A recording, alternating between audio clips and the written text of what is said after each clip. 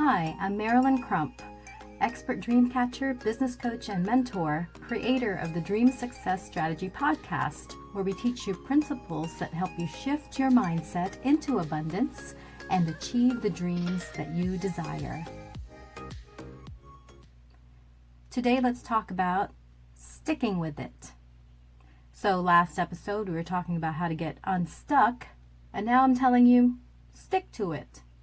What do you want from me, Marilen? Make up your mind. All right, so two totally different things, okay? When you get stuck, you're not moving. When you stick with it, you keep moving forward. Two big things. So if you feel like I'm not getting anywhere, what's going on? That's pretty much an indication that you are stuck. Now, if you're sticking with something, you're pretty much focusing on the same direction that you started. And if you've seen my diagrams before, and if you haven't, please look them up by finding me on social media or my website, marilencrump.com. If you are looking at that diagram, looking at it as a wave, dream starts at the bottom, which starts with direction, relinquishing, efficiency, action, and momentum. So you're cresting the wave when you get to the higher parts, meaning you have to stick with that plan in order to reach your momentum for that plan. And if you are looking at that wave diagram, you can equate it like if you were a surfer.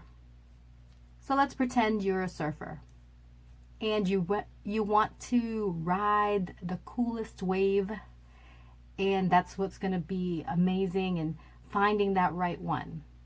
Now, once you find the right one, you're going to stick with that wave and then ride it till you hit the momentum point. Here's what you wouldn't do if you didn't stick with it. You wouldn't stay on that wave. You would say, oh, I'm halfway on this wave, but wait, there's another wave. Let's go for that wave. And then you almost get up there and you go, wait, this is not the right wave. You can't really do that. Then you're really not surfing if you're always just jumping around from wave to wave before you even hit that momentum point where you're actually on top of the wave enjoying yourself. So it's the same thing with our goals. We shouldn't keep jumping around creating a new goal if we haven't found our momentum point for that goal.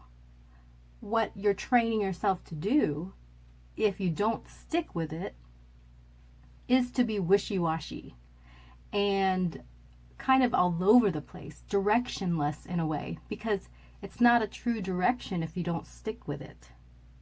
Sticking with it means that you're gonna have to go through the effort it takes to finally get you to that momentum point for that goal.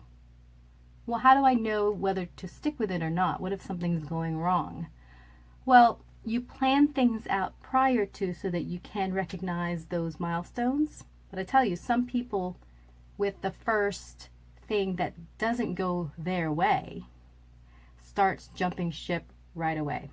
Okay, so if you are charting out your progress before you even take action, remember, you have your direction, then you got to relinquish a bunch of stuff and things that no longer serve you. And then you plan out your efficiency.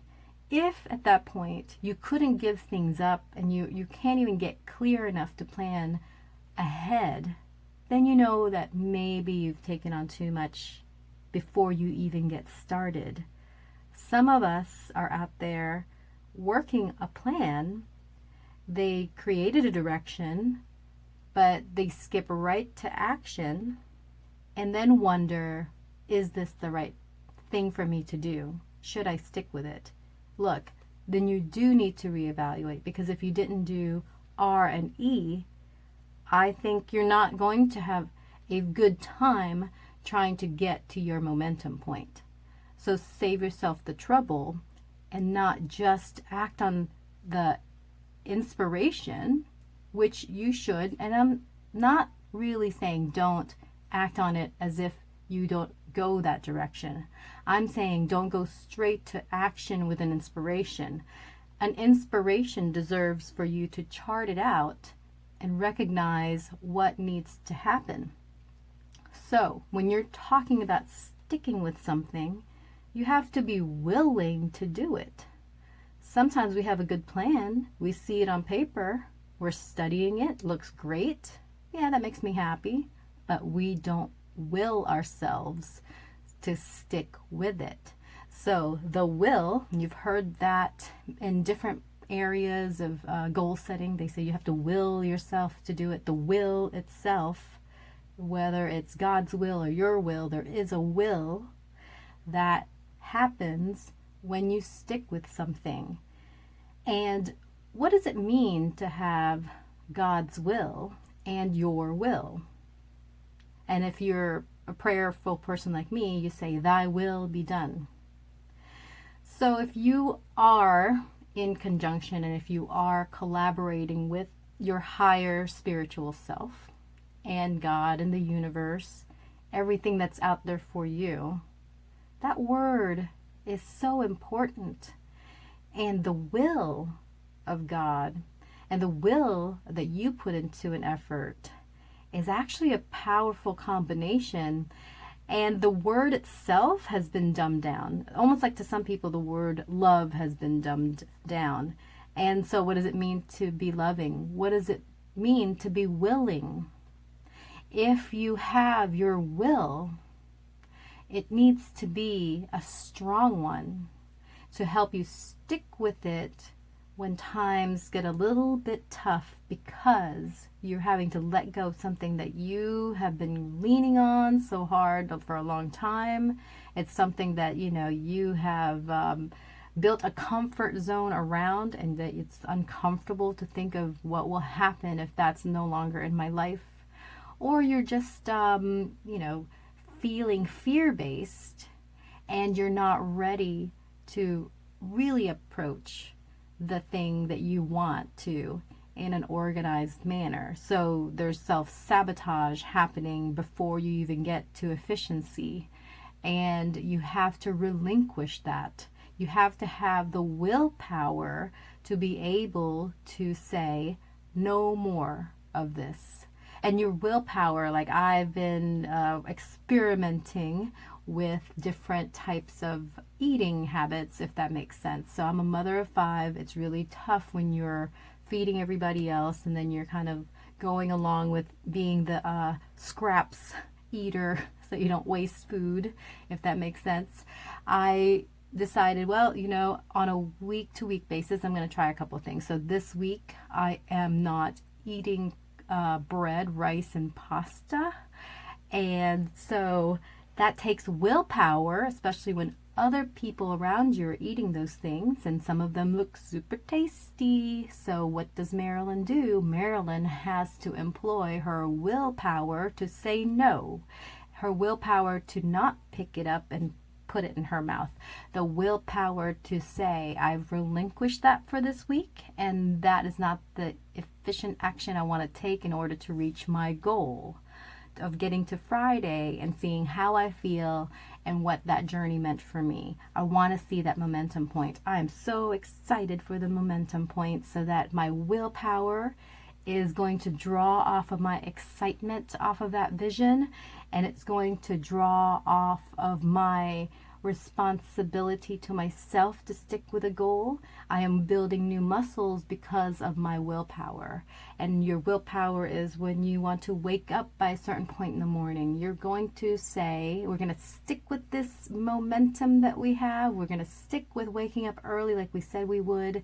I'm going to use my willpower to get me through that. So you stick with it, and then your willpower coincide hand in hand.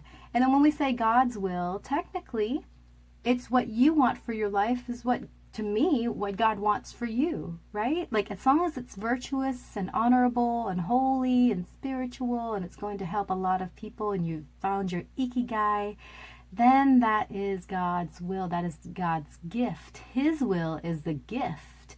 Your will is the reaching for the gift. So as you connect the two things together, you're going to feel, wow, This is what it takes. I can do this.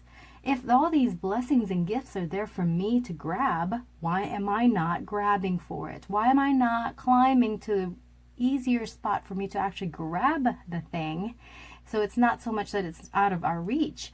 We are being out of reach. We are not including our willpower when we don't reach certain goals, because we forget, we get lazy, we get complacent. We say, that's okay, I'll be content with where I'm at. I don't need to keep reaching for that. I'll let someone else reach for that. I think I'm okay for now. That's up to you. But I tell you, the person who has the willpower to reach for that thing that you want, and then you later on observe and they tell you, you know what, I actually thought it was going to be harder than that. But once I started going on this journey, things started to happen, and I was able to connect my will with other people's will, and then we were collaborating and we were connecting in masterminds. It was just amazing. So I hopefully gave you some really good thoughts to think about, that you're going to start assessing how your willpower is this week and in your life. And if there's anything that you can change in order to fuel your dreams, then that's what this podcast is about. So let me know if this helped you. Feel free to reach out to me. We have a study group that we have in order to look at books in a different way and really get all the nutrients out of it with this dream success strategy. You can find me on YouTube. If you do a bit.ly /YouTube Dreamcatcher, you should get to my YouTube channel, or just look up Marilen Crump and the hashtag Expert Dreamcatcher. So until next time, I hope that you will stick with what you're doing and stick with this podcast. And I will see you later, or talk to you later. Bye.